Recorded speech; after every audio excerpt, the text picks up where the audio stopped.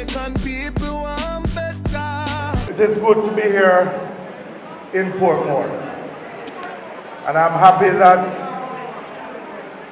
as a government in waiting, that we have chosen Portmore for our first town hall meeting.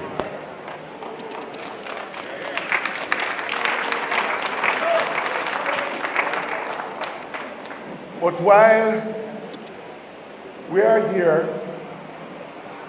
as a government in waiting, seeking solutions, there's a song that comes to mind.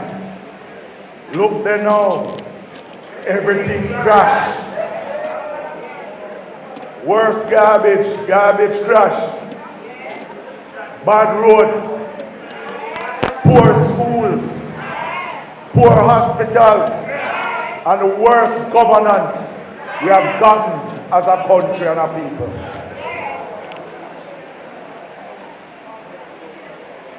When the People's National Party last was in government, we had a plan for the JUTC. It was the People's National Party who took people out of what we used to call patty pan. The worst transport system that was developed when the Jamaica Labour Party government crashed the JOS. You remember the JOS? Yeah. You remember patty pan? Yeah. When they have to shove up people in the bus them, the little VW bus them. Yeah. And it was the People's National Party that brought a first-class bus system in the JUTC. Even though it had its challenges, we had a plan up to 2016 of how it is that we were going to, over a period of 3 years, change out the buses, bringing 300 new buses. We ordered some 30 buses as a trial, the smaller Chinese ones. So we're going to try them upon the hilly routes and the smaller inner city routes. Since 2016, when those 30 buses came, there has been no more buses added to the JUTC. Portmore municipality has suffered the most with the crash of the JUTC.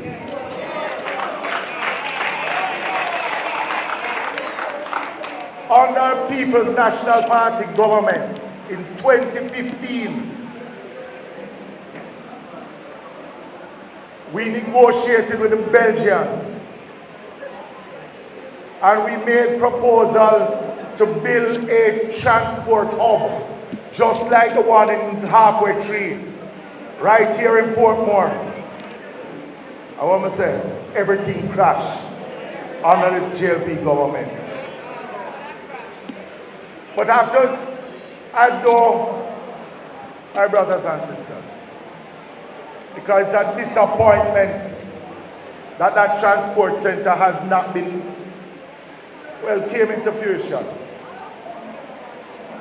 We negotiated with the Belgians. Lands were identified. The loan was now being tied up. Yeah, you were there. Yeah. MP Guy was minister without portfolio in transport at the time, and part of the negotiation. The government changed in 2016. Not only the crash, but the Belgian government ended up being very upset with the government of Jamaica, because we neither went any further with the negotiations. All we had to do was to give our portion, and we found every excuse not to. And the result of that is that Portmore will not have a transport center, because at that time That transport center was supposed to cost in the region of 5.8 billion Jamaican dollars. If you are to build that transport center right now, it will not cost no less than about $15 billion. So that time delay has made it even more possible. No, it is needed. It is needed. In 2016, we had 150 buses leaving from Portmore, transporting about between 75 and 80,000 Jamaicans. In 2022, you now have 40 buses running out of Portmore. No. 40 buses running out in the morning. Hold on, no, I'm not done yet. By 9 o'clock, you have 20 buses. Give me a chance. It was the admittance of the General Managing Director of the JUTC that some buses leaving Portmore, before they reach downtown, Recca have to pick them up. If rain fall, some of them can't go. Some of them are they start out with 40 and end up with 20.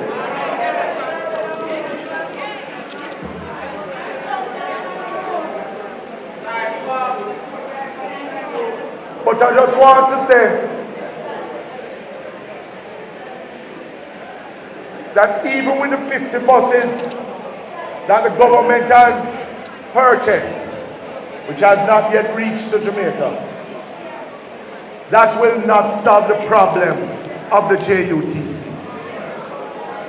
The JUTC need about 450 buses to be effective, to provide enough seats. They are running out under 200 buses on a daily basis. 3/4 of that under 200 buses needs to be retired. So if you add 50 buses when you only have 200, you still need at least another 250 to 300. So 50 buses will not solve the problem of the JUTC.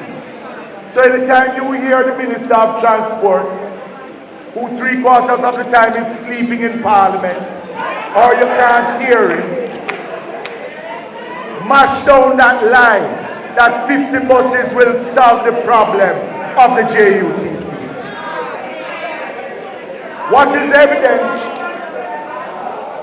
is that it will take a People's National Party government again to come and rescue transport in Jamaica. Because as we had planned in 2016, we will be ordering enough buses to retire the whole fleet and to ensure, because we were going to build that transport center, we were going to add articulated buses. We would have parking for about 500 residents in Portmore, that if they want to park at the transport center, take an articulated bus, go downtown or halfway tree and have a modern system, because the people deserve a modern transport system from Portmore, in Kingston and the rest of Jamaica. I hear our mayor talking about bad roads. When we are with government up to 2016, there was an overall plan for the dualization of most of the roads in Portmore. Bad management again, why Portmore is not getting its due in road maintenance. It is under the Andrew Holness government that them locked down the road maintenance fund. Under a government led by Mark Jefferson Golding, We will redevelop the road maintenance fund. Because there's no modern economy in the world that can take from central government funding to maintain the road networks that we have. But we are not only going to be looking at NWA roads. We'll have to look at municipal council roads too, because that form part of the road network that every single Jamaican uses. 90% of our roads are controlled by the municipal council. 90%.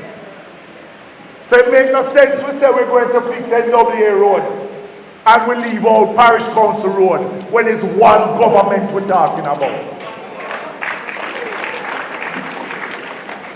So we will re-establish a road maintenance fund because it is the right thing to do.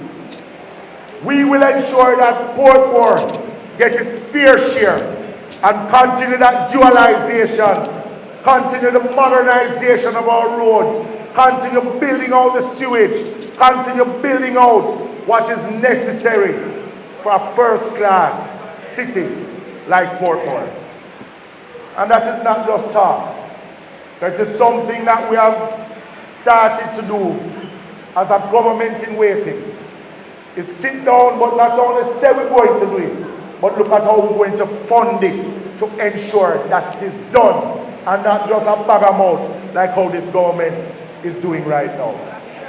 We are from the people and for the people, and we will deliver to the people.